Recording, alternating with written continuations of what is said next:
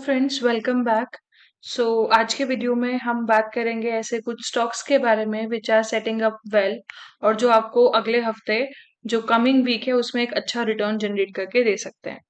तो दो स्टॉक हम डिस्कस करेंगे। पहला स्टॉक जो है वो है टेक्स रेल। आप अपनी स्क्रीन पे जैसे देख सकते हैं, Texmaco rail and engineering limited.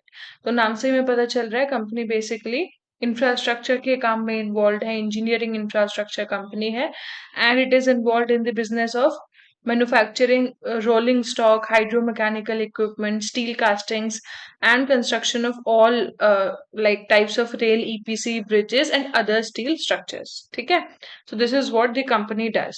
अब ज्यादा डिटेल में ना जाते हुए हम समझते हैं कंपनी जो है उसका रिटर्न ऑन कैपिटल एम्प्लॉयड 11.4% है, रिटर्न ऑन इक्विटी 5.88% है। कुछ खास नहीं है। और स्टॉक का पी जैसा कि आप देख सकते हो 88 के आसपास इसका पी ट्रेड कर रहा है। थोड़ा सा हमें ओवर वैल्यूएशन कहीं ना कहीं दिख रहा है, रिटर्न रेशोज भी उतने अच्छे नहीं है। लेकिन I want your attention to be drawn towards the yearly results of this company. Now, as you can see, let's compare its net profit of past 4 years. So in 2021, the company has a profit of net profit of 12 crore. From 12 crore, it has now jumped to 113 crore. तो 4 साल में 12 करोड़ से 113 crore company का जो profit है वो हुआ है। और सेल्स में भी हमें अच्छा खासा जंप देखने को मिला। तो आप देख सकते हैं 1689 करोड़ से कंपनी का जो सेल्स अभी है वो है 3500 करोड़ के आसपास। तो सेल्स और प्रॉफिटेबिलिटी, नेट प्रॉफिट में हमें एक मैसिव जंप देखने को मिल रहा है। उससे अलग अगर हम बात करें तो ये बहुत पॉजिटिव फैक्टर यहाँ मेरे को दिख रहा है कि इसके जो रिजर्व्स हैं, कंपनी के रिजर्व्स बढ़ रहे हैं। पिछले साल मार्च 2023 में कंपनी के रिजर्व्स थे 1313 करोड़, जो कि अभी बढ़कर हो गए हैं 2446 करोड़। और बोरोइंग जो है वो कम हो रही है। That's also a very positive factor.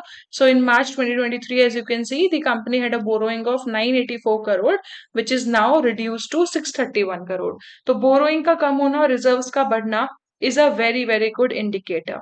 All right. One more thing which is important and critical here, आप देख सकते हो कैसे क्वार्टर बाय क्वार्टर एफआईआईज अपना स्टेक कंपनी के अंदर बढ़ा रहे हैं। तो सितंबर 2023 में एफआईआई का स्टेक था 2.30%। दिसंबर 2023 में वो स्टेक उन्होंने बढ़ाया, 9.5% के आसपास उनका स्टेक हुआ। और अब मार्च 2024 में 11% का स्टेक एफआईआई के पास है। सिमिलर हमें कुछ डीआईआई के साथ दिख रहा है। तो 6% से 8% और अभी 8% पे मार्च 2024 में डीआईआई का स्टेक है। पब्लिक के पास इसकी लिमिटेड शेयर होल्डिंग है। मेजोरिटी जो स्टेक है वो स्ट्रॉन्ग हैंड्स के अंदर है और वो अपना स्टेक लगातार कंपनी के अंदर बढ़ा रहे हैं। All right. सो काफी पॉजिटिव पिक्चर हमें यहाँ देखने को मिल रही है। एफआईआई डीआई अपना स्टेक बढ़ा रहे हैं, बोरोइंग्स कम हो रही है, रिजर्व कंपनी अपना बढ़ा रही है, और कंपनी का नेट प्रॉफिट मैसिव तरीके से हमें उसमें एक जंप देखने को मिला। एक बार हम इसके चार्ट पे नजर डालते हैं। तो चार्ट को अगर आप देखोगे तो बहुत ही सुंदर सा ब्रेकआउट हमें ये स्टॉक के अंदर देखने को मिला। आप देख सकते हैं काइंड ऑफ पूरा ये राउंडिंग बॉटम बना, और राउंडिंग बॉटम बन के 232 के लेवल पे 232 के लेवल पे हमें स्टॉक के अंदर ब्रेकआउट देखने को मिला। Alright, you can see it here. ये पूरा राउंडिंग बॉटम कंप्लीट हुआ और फिर यहाँ इस लेवल पे हमें स्टॉक के अंदर ब्रेकआउट देखने को मिला। और ब्रेकआउट सस्टेन भी हुआ है। आज रीटेस्टिंग के लिए स्टॉक अभी तक नहीं आया, और आज मार्केट थोड़ा सा वॉलेटाइल था, थोड़ा सा मार्केट हम बोल सकते हैं कहीं ना कहीं वीक था, क्योंकि मार्केट अभी अपने ऑल टाइम हाई पे चल रहा है। And I want to, this is just a disclaimer, market now is at all time high. So market में हमें कभी भी करेक्शन देखने को मिल सकता है। आपको प्रिपेयर रहना चाहिए इन केस मार्केट में करेक्शन आता है। You should be sitting at least on some cash, कुछ कैश होना चाहिए कि जो अगर करेक्शन आता है 5-6% का, 10% का, आप उस करेक्शन का फायदा उठा पाओ। ठीक है। अभी फिलहाल टेक्स रेल की बात करते हैं। अभी जो भी ट्रेडिंग के लिए भी अगर आप स्टॉक्स ले रहे हो ना, सो मेक श्योर कि आप ज्यादा क्वांटिटी में बाय मत करो, जिससे कि आपके पास स्कोप बचे कि अगर कोई करेक्शन होता है तो आप अपने स्टॉक्स को एवरेज कर पाओ। Now coming back to the topic, तो आप देख सकते हैं यहाँ पे ब्यूटीफुल ब्रेकआउट आया 232 पे। ब्रेकआउट सस्टेन भी हो रहा है। आज भी स्टॉक 4.5% अप था। तो स्टॉक के अंदर मेरा स्टॉप लॉस रहेगा 200 के आसपास, और मैं ऑलरेडी अपना पोजीशन इसमें बना चुकी हूँ। आई पोस्टेड शॉर्ट वीडियो और रील ऑल्सो उसके ऊपर। So I am going to sit in this stock, और स्टॉक के अंदर आप देख सकते हैं काफी मंथ के, ये लगभग 4-5 महीने के कंसोलिडेशन के बाद, बॉटम आउट होने के बाद स्टॉक के अंदर अब मूवमेंट आया है।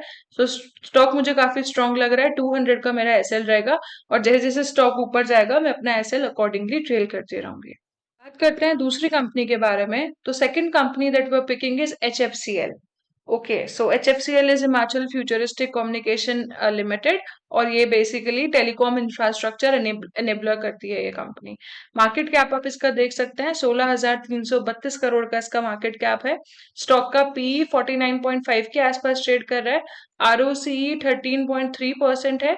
रिटर्न ऑन इक्विटी 9.34% है। एक बार कंपनी के फाइनेंशियल्स को हम चेकआउट करते हैं। So let's do yearly comparison only. So पिछले 4 साल में आप देख सकते हैं 246, 326, 318, 338। सो प्रॉफिट में हमें यहाँ पे थोड़ा डिक्लाइन देखने को मिला, बट अदरवाइज हमें एक ग्रोथ देखने को मिल रहा है। और पिछले 4 साल में कंपनी का जो सेल्स है वो भी कहीं ना कहीं कंसिस्टेंट है। सेल में और प्रॉफिट में हमें कोई मेजर फॉल नहीं देखने को मिला, इनफैक्ट ग्रोथ ही देखने को मिली है। ठीक है, इसके बाद आगे बढ़ते हैं और एक बार हम इसका शेयर होल्डिंग पैटर्न देखते हैं।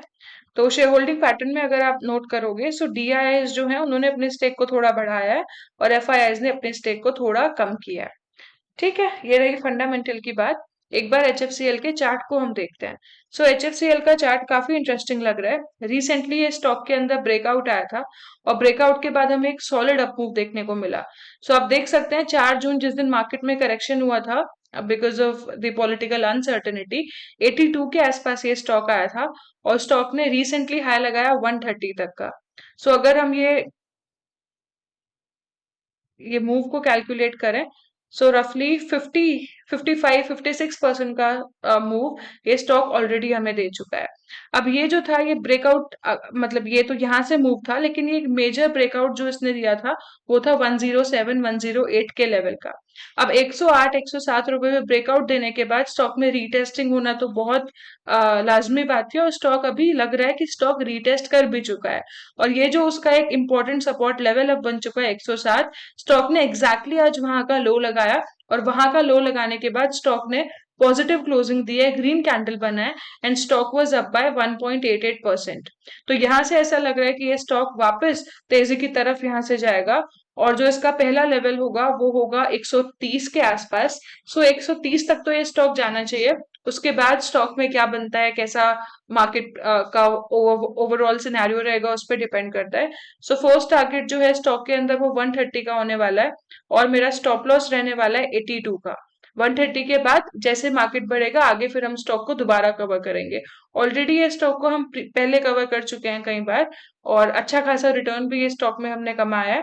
पहला टारगेट 130 का रहेगा, उसके बाद again we will analyse the stock. All right, so ये दो स्टॉक थे जो आज हमने डिस्कस किए, HFCL, और दूसरा स्टॉक हमने डिस्कस किया टेक्स रेल। आपका क्या व्यू है ये दोनों स्टॉक को लेके, कमेंट करिए। If you want us to analyse any stock तो भी आप कमेंट में लिखिए, हम उसे एनालाइज करेंगे। बट किसी भी स्टॉक में इन्वेस्ट करने से पहले अपने फाइनेंशियल एडवाइजर से जरूर कंसल्ट करें, और अपनी खुद की रिसर्च करने के बाद ही स्टॉक में इन्वेस्टमेंट करें। आज के लिए इतना ही। Thank you, bye for now.